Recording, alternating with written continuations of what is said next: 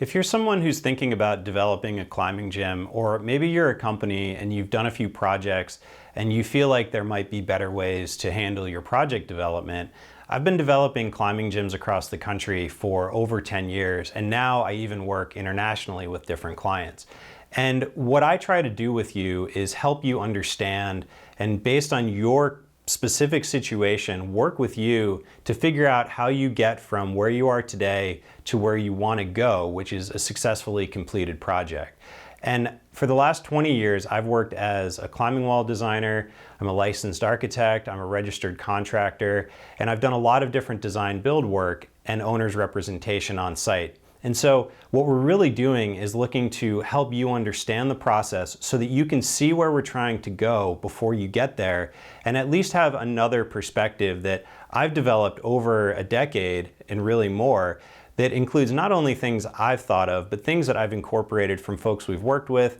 some best-in-class techniques and standard processes, different things like that. And I've organized a lot of that into support material that I give to all of my clients, but I also offer this through a workshop where I walk you through this one-on-one, because what I've found is that being able to walk through this with people one-on-one is a really good way to cater the information to your specific situation and your specific needs, because every person and every project is so unique.